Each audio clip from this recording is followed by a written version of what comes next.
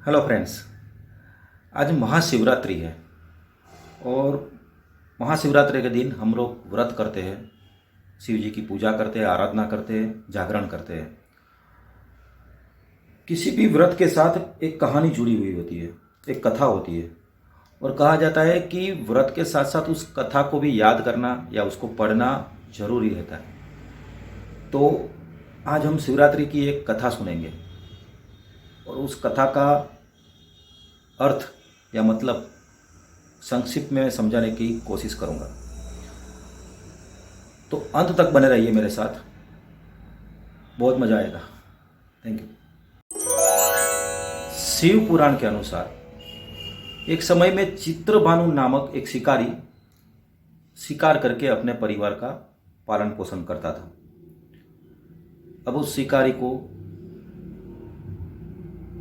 कुछ पैसों की जरूरत पड़ी और उसके ऊपर उसने साहूकार से कर्ज लिया और उसका कर्ज चढ़ गया था, वो चुका नहीं पा रहा था। तो साहूकार ने उसे पकड़ लिया और बंदी बना लिया। उस दिन शिवरात्रि थी। साहूकार ने उसे पकड़ लिया और पूरे दिन कुछ खाना नहीं दिया। चित्रभानु ने साहूकार को बहुत रिक्वेस्ट की और साहूकार ने उसे एक दिन का टाइम दिया और छोड़ दिया शाम को कि भाई तू कल तक मेरा कर्ज चुका देगा तो मैं तुम्हें माफ कर दूंगा। अब शिकारी, उसका बिजनेस शिकारी था, उसने सोचा कि कोई अच्छा सा शिकार हो जाए तो उसको बेच के मैं पैसा बनाऊंगा और साहूकार का पैसा लौटा दूंगा।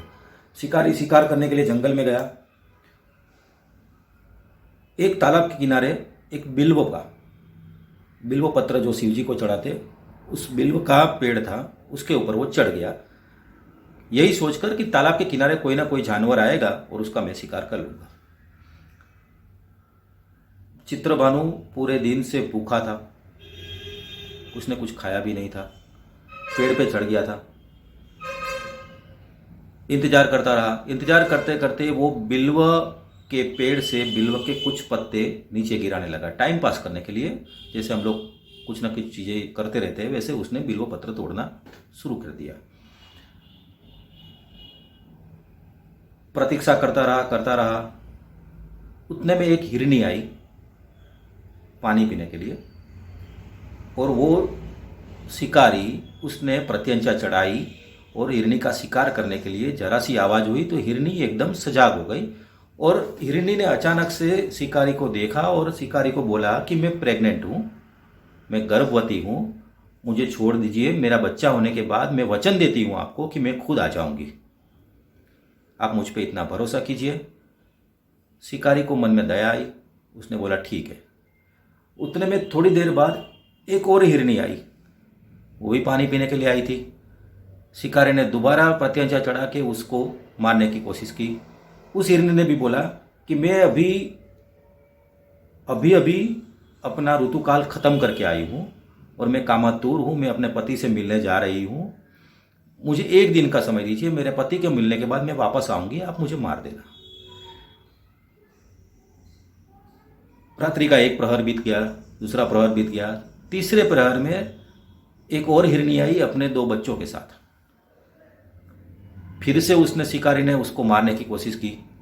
फिर उस हिरनी ने बताया कि आप मुझे मार दीजिए, कोई इश्यू नहीं है, मुझे मार सकते हैं, लेकिन मैं इन बच्चों को उसके पिताजी के पास छोड़ दूं, बाद में मैं वापस आ जाऊंगी और आप मुझे मार दीजिएगा, मैं ये वचन देती हूं आपको। अब इतना होते होते सुबह होने आई, पूरी रात का जगा हुआ था। लेकिन इन सब के बीच में एक चीज हो रही थी कि वो जब टाइम पास करने के लिए बिल्व पत्र फेंक रहा था या जब भी वो किसी जानवर को या किसी भी हिरन को मारने के लिए प्रत्यंचा चढ़ा रहा था, उस समय बिल्व के पत्ते पेड़ पर से गिरकर नीचे गिर रहे थे और नीचे एक शिवलिंग बना हुआ था, उस पे पत्ते सारे गिर रहे थे। ये अनजाने में हो रहा था। उस वक्त एक हिरन आया। हिरन को देख के शिकारी सीधा नीचे उतरा। उसने बोला कि मैं तुम्हें अभी मार ही दूंगा, क्योंकि अब मेरा गुजारा मुश्किल है, मुझे साहूकार को पैसे देने हैं, अब मैं किसी के ऊपर दया नहीं रखने वाला हूं।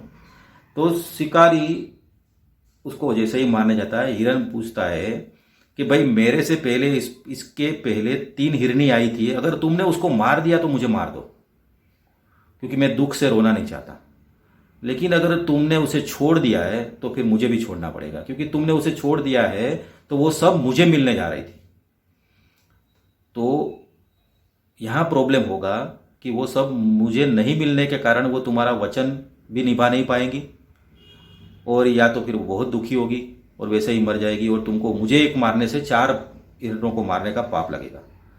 तब शिकारी सोचता है कि ये बात तो सही है, अगर मैंने इसको नहीं जाने दिया तो वो तीनों इसको मिलेगी नहीं और वो अपना वचन नहीं निभा पाएंगी, और अगर मैंने इसको छोड़ दिया तो क्या पता ये वापस आए कि नहीं आए। वो थोड़ा असमंजस में था, लेकिन पूरी रात उसने बिल्वपत्र शिवजी पे चढ़ाए थे। तो शिवजी की प्रेरणा से या उसका मन एकदम पिघल गया था और दयालु हो गया था। उसने 3 हिरनियों को वैसे ही जाने दिया था, जबकि वो खुद मुसीबत में फंसा हुआ था।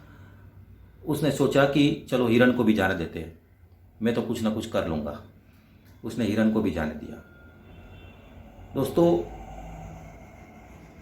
ये बात थोड़ा और समझने की है। उसने पूरा दिन साहूकार के द्वारा पकड़े जाने से पूरा दिन उपवास किया था, पूरी रात उपवास किया, पूरी रात जागरण किया, बिल्वपत्र भी चढ़ाए।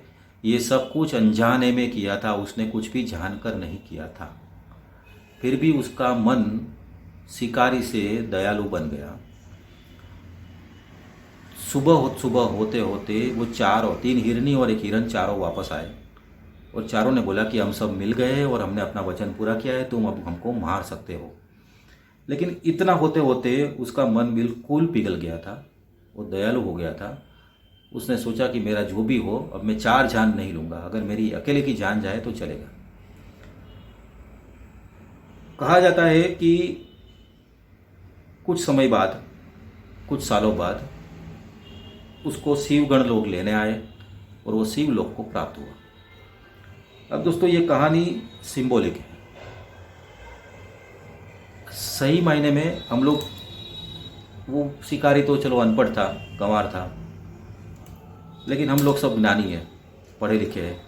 हम समझते हैं कि हमने अनजाने में भी अगर कोई कार्य किया है, किसी का भला किया है, किसी को हेल्प की है, या किसी को अपनी तरफ से दुख न हो ऐसी कोशिश की है,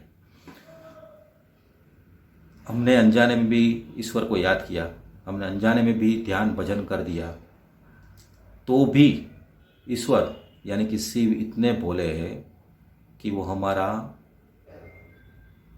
कल्याण कर सकते हैं, हमारी नैया पार लगा सकते हैं। शिव कौन है, जीव कौन है, ये हम सब अच्छी तरह से जानते हैं। तो दोस्तों, अपना मन साफ रखिए, सबके साथ दया बरतिए। शिव हमेशा भोले लोगों की मदद करता है, इसीलिए शिव भोले हैं। शिवरात्रि के साथ जुड़ी और भी बहुत सारी कहानियाँ हैं, लेकिन ये कहानी मुझे थोड़ी अच्छी लगी, इसलिए आपके साथ शेयर कर रहा हूँ। धन्यवाद, थैंक यू।